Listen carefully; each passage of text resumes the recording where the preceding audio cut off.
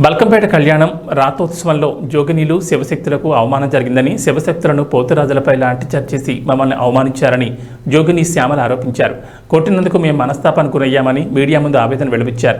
ప్రభుత్వం దిగివచ్చి మా రైట్స్ మాకు ఇవ్వాలని డిమాండ్ చేశారు. శివశక్తులను పోతురాజులను గౌరవించాలని, మమ్మల్ని గుర్తించి వీఐపీ పాత్రలు ఇవ్వాలని కోరారు. ఎక్స్క్యూజ్ మీ, మీకు ఇచ్చిన టైం అయిపోయిందని చెప్పి మీరు మమ్మల్ని రానివ్వకపోతే ఎట్లా? మాకు కూడా టైం ఇవ్వండి. టైం ఏంటి టైం? మీరు వీఐపీలకి, మంత్రులకి, మినిస్టర్లకి వాళ్ళందరికీ టైం కేటాయించండి. వాళ్ళని పొద్దున్న నుంచి 10:30, 11 లోపు వాళ్ళని వచ్చేయమనండి. ఏ వీఐపీ వచ్చినా లైన్లో రమ్మనండి. తర్వాత మాకు టైం ఇచ్చి మాకు వివక్షత చూపించడం ఏంటి? మా బోనాల లైన్ని ప్రత్యేకంగా ఏర్పాటు చేయాలి. ఇంకొకటి, మొన్న పోతురాజులని, మా శివశక్తులను కొట్టినందుకు మేము దీని మీద చాలా మనస్తాపం చెంది ఈ ఇబ్బందులు ఇంకా మేము కొనసాగించలేము, మా వాళ్ళు శపిస్తున్నారు అనే వీడియోలు చాలా ట్రోల్ అవుతున్నాయి. ఎందుకు చేస్తామండి? మాకు మీ మీద ఏమైనా పర్సనల్ గ్రడ్జా? ఇది కాకపోతే ఇంకొకటి అని అనుకుంటాము. వీళ్ళు బాగా చూడకపోతే బాగా చూసే వాళ్ళు ఎప్పుడు వస్తారో మమ్మల్ని తీసుకెళ్ళి బోనం చేయిస్తారని వెయిట్ చేస్తాం. మేము ప్రభుత్వం ఇప్పటికైనా దిగొచ్చి మాకు ఒక ప్రత్యేక క్యూ లైన్ ఏర్పాటు చేసి, సీనియర్స్ ఎవరైతే ఉన్నారో, ఇప్పుడు మేము చాలా ఏళ్ళుగా చేస్తున్నాం, అన్ని తెలంగాణలో ఉన్న దేవాలయాలకి ఐడి కార్డ్స్ ఇష్యూ చేయండి. ఆ ఐడి కార్డ్ సీనియర్లు ఉన్న వాళ్ళందరికీ ఇవ్వమని అనట్లేదు. లక్షలాది మంది ఉన్నారు. అలా అంటే ఎవరైతే కల్చర్ రిప్రజెంటేటివ్స్ ఉన్నారో, ఎక్కడ ఎవరిదైతే అవసరం ఉందో వాళ్ళకు ఒక పాస్లు ఇష్యూ చేయండి. ఒక గుడికి మేము భద్రాచలంలో మేము రాముల వారి కళ్యాణం చేస్తామని అడగట్లేదండి. మాంకాలమ్మకు, ఎల్లమ్మకి బోనం తీస్తామని అడుగుతున్నాం. మా రైట్ ఇది. మాకు చేయనివ్వండి. మీరు ముఖ్యమంత్రి గారు, నా రిక్వెస్ట్, మేము గతంలో కొన్ని ఇబ్బందులు జరిగిన వాటికి వాస్తవమే, కానీ ఇప్పుడు ఇంకా బాగా చేస్తారు అని మేము దీన్ని మీ చాలా వెయ్యి కళ్ళతో ఎదురు చూసాం. కానీ ఎవ్వరు కూడా, కన్సర్న్ మినిస్టర్లు కూడా ఎప్పుడు ఒక ప్రెస్ మీట్ పెట్టి లోపల నన్ను పిలిచి మాట్లాడతారు, అయిపోతుంది. మీరెందుకు అఫీషియల్గా ప్రెస్ మీట్ పెట్టి చెప్పట్లేదు? శివశక్తులకు ఒక క్యూ లైన్ పెడతాము, సీనియర్స్కి ఒక ఎండోమెంట్ డిపార్ట్మెంట్ ఎందుకు వేయరండి? గుళ్ళల్లో మమ్మల్ని కూడా మెంబర్స్ వేయండి, మా శివశక్తులను కూడా మెంబర్స్ని చెయ్యండి. మాకు కూడా రైట్ ఉంది కదా, మేము సేవ చేస్తున్నాం కదా. సీతక్క గారు గతంలో అసెంబ్లీలో మాట్లాడారు. ఏమని? బోనాలు మోజామీజంలకు వీళ్ళకిచ్చే వృత్తి కానీ, అర్చకులకు ఇచ్చే వృత్తి కానీ మా శివశక్తులకి, పోతన్నలకు ఇవ్వమని అడిగారు ఆవిడ. మీరు ఆ వీడియో చూసుకోండి. అసెంబ్లీలో మాట్లాడారు. బోనాల కల్చర్ వచ్చాక ఎందుకు మర్చిపోతున్నారు? అది కల్చర్ని ముందే కొంచెం, అంటే ఇట్లా మీరు మాట్లాడే మాటలు మీకైతే తెలిసి ఉంటుంది కదా, మీరు దాన్ని ఎందుకు ముందుకు తీసుకెళ్ళట్లేదు? శివశక్తులకు పెన్షన్ ఇవ్వమన్నారు, వృద్ధులకు ఇవ్వండి. 50 ఏళ్ల పైన పడిన శివశక్తులు ఎవరైనా ఉంటే వాళ్ళకి ఇవ్వండి. శివశక్తులకి గౌరవప్రదమైన జీవితం గడపాలని అనుకుంటారు. ఆ ఏరియాలో, ఏ ఎమ్మెల్యే ఏరియాలో ఏ గుడి ఉంటుందో ఆ గుడిలో నిధిలో నుంచి సంవత్సరానికి ఒకసారి, సంవత్సరానికి ఒక్కరోజు ఒక జాకెట్ బట్ట, ఒక కుడక ఇవ్వండి మా శివశక్తులకి. గౌరవంగా ఒక షాల్ వేసి సత్కరించండి.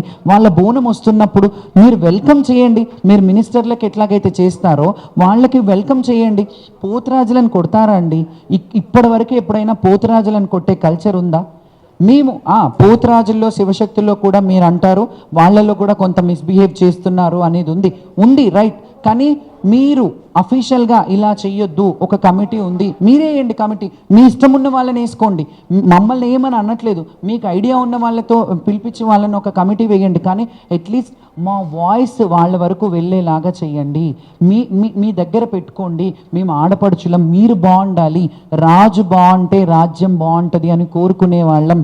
మేము బోనాలు చేసినా, మేము బొట్లు సమర్పించినా మా పిల్ల జల్లలకు కాదండి, రాజు రాష్ట్రం బాగుండాలని చేసే విధానాన్ని మీరు ఒక దృష్టి పెట్టుకొని దీనికి ఒక స్పెషల్ కేటగిరీ కింద ఇది చేసి, సీఎం గారు గతంలో ట్రాన్స్జెండర్కి కానీ, జోగినీలు కానీ ఎమ్మెల్సీలు ఇస్తానన్నారు కదా.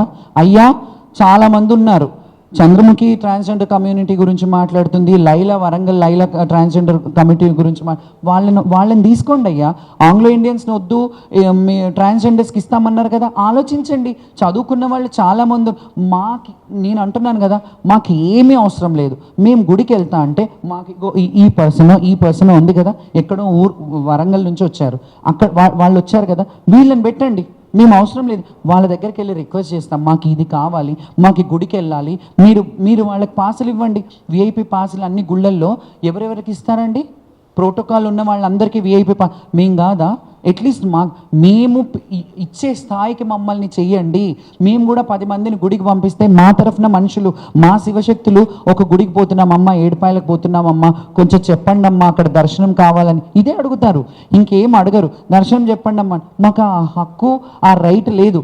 ఓన్లీ జాతరలప్పుడు వెళ్ళి అక్కడ తలుక్కున మెరిసి కల్చర్ని రిప్రజెంట్ చేసి రావడం మాత్రమే ఉంది. అందుకనే మా శివశక్తులు అందరూ కూడా బోనాల పండగని ఈ సంవత్సరం మహంకాళి బోనాన్ని మేము బాయ్కాట్ కాదు, మేము ఇళ్లలో చేసుకుంటాము, గుడికి చెయ్యము. మీరు ఎప్పుడైతే మాకు సమస్యను పరిష్కరిస్తారో, మాకు ఎప్పటికైతే ఇది కంప్లీట్ పరిష్కారం చేస్తారో, ఒక కమిటీ వేస్తారో, ఏం చేస్తారో మీరు చెయ్యండి.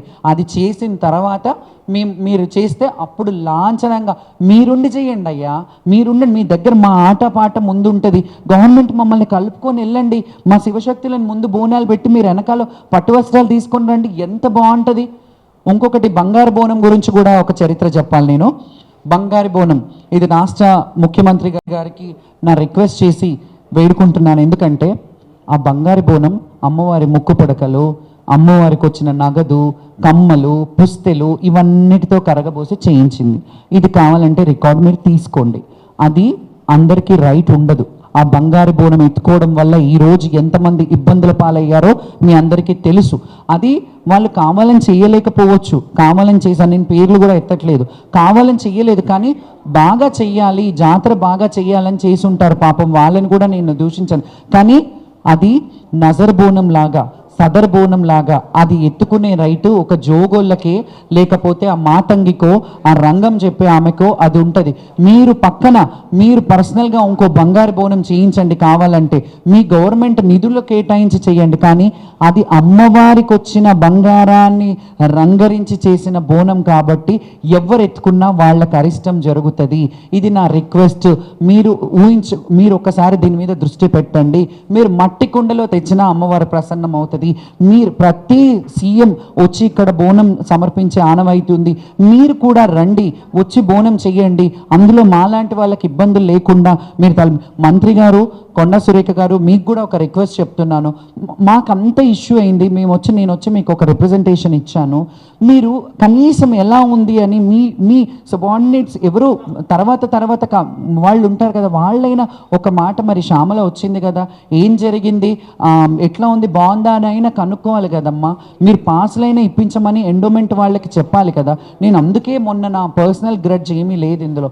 ఎండోమెంట్ నిర్వహించే బోనాల కార్యక్రమం ఎండోమెంట్ వాళ్ళే తీసుకొస్తారు కాబట్టి ఎండోమెంట్ వాళ్ళే దీన్ని సమీక్షించి దీంట్లో ఏం ప్రాబ్లమ్స్ ఉన్నాయో మా జోగినీలు కానీ శివశక్తులకు కానీ ఫెసిలిటీస్ ఏర్పాటు చేసి మీరు దగ్గరుండి చెయ్యండి. మా ఆటపాటతో మీరు వెనకాలండి మాతో కలిసి రండి బోనానికి, అంత అంగరంగ వైభవంగా కలిసి చేద్దాం. ఎంత బాగుంటుంది, అమ్మవారు కూడా ఎంత ప్రసన్నం అవుతుంది. ఇంకొకటి మారుబోనం అనేది కూడా మహంకాళి జాతరకి చాలాసార్లు అమ్మవారు భవిష్యవాణిలో చెప్పినా దాన్ని కొంత రాజకీయంగా పరంగా చూసి వీళ్ళు వాళ్ళ మీదేసి వాళ్ళు వీళ్ళ మీదేసి ఆ బోనం కూడా సరిగ్గా నిర్వర్తించట్లేదు. నా దగ్గర 16 సంవత్సరాల పేపర్ కట్టింగ్స్ ఉన్నాయి. తొలి బోనం అత్తిలి ఫ్యామిలీ నుంచి ఎలాగైతే తెస్తానో మారు బోనం కూడా మహంకాళి అమ్మకి మారు బోనం ఎత్తుకునేదాన్ని, అది కూడా రాను తీసేశారు. ఈ కల్చర్ ఏదైతే ఉందో దీన్ని ఒకసారి క్షుణ్ణంగా ఆలోచించి వాళ్ళు చేసే కార్యక్రమాలని వాళ్ళని చేయనివ్వండి. ఎందుకంటే మీకు తెలియదు, ఇప్పుడు పెద్ద వాళ్ళకి నేను ఒప్పుకుంటా, సీఎం గారికో మినిస్టర్ గారికో అది తెలియదు, కానీ ఒక్కసారి అడగండి ఎవరు ఏం జరుగుతుంది ఇక్కడ కల్చర్ ఏంటి అని. ఒక 10 నిమిషాలు గుడిలో కూర్చోండి. ఆ గుడికి సంబంధించిన వాళ్ళు, ఆ చైర్మన్సో లేకపోతే ఈవోలో వాళ్ళందరూ ఉంటారు కదా, వాళ్ళతో కూర్చొని మాట్లాడండి. ఒక్కొక్క గుడికి కమిటీలు పంపించండి, ఒక కమిటీ వేయండి. మీరు ఇంకొకటి చెప్తాను, కమిటీ అంటాను కదా, మీరు ఎండోమెంట్ కమిటీ ఒకటి వేసేస్తారు, వదిలేస్తారు. ఏ దేవాలయాలకు ఆ దేవాలయ కమిటీలు విడివిడిగా ఉంటాయి.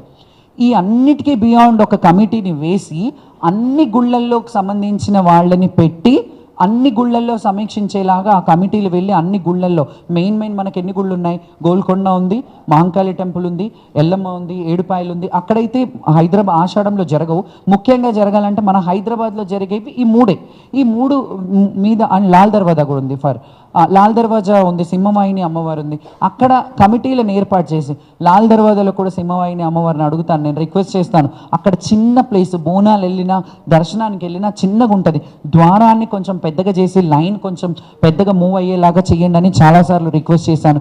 ఇప్పుడు కూడా ఈ వేదిక మీద ఇప్పుడు చెప్తున్నాను, అది కూడా ఒకసారి ఆలోచించండి. ఆ ద్వారాన్ని పెద్దగా చేయడం వల్ల వెళ్ళే లైను వచ్చే లైను చాలా ఇబ్బందిగా ఉంటుంది, అందులోనే బోనాలు ఎక్కిస్తారు.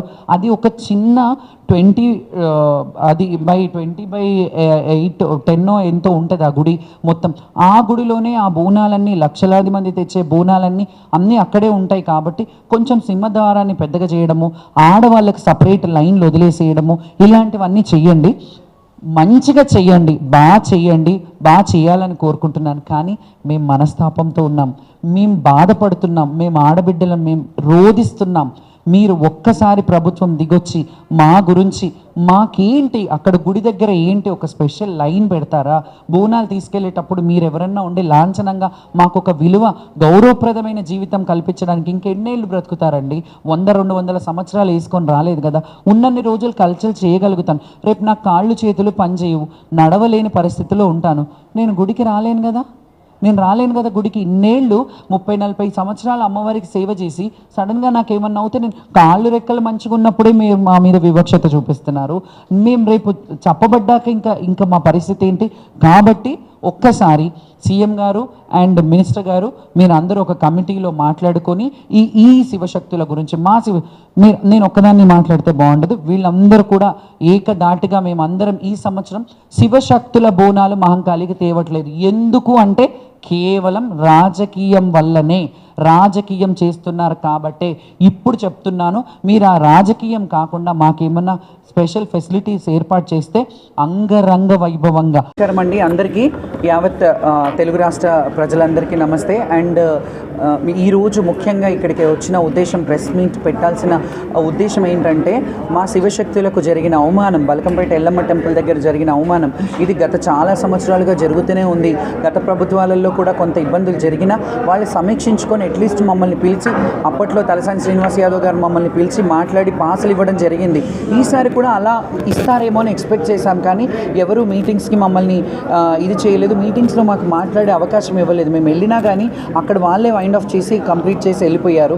దాని తర్వాత మాకు బల్కంపేట ఎల్లమ్మ కళ్యాణం రోజు మా శివశక్తులని, జోగినీలను విచక్షణారహితంగా, అసలు విచక్షణ లేకుండా ఎలా కొట్టారు. వాళ్ళ బొక్కలు ఊడుతున్నాయి, తలలో ఇంతింత బొడుసులు వచ్చినాయి.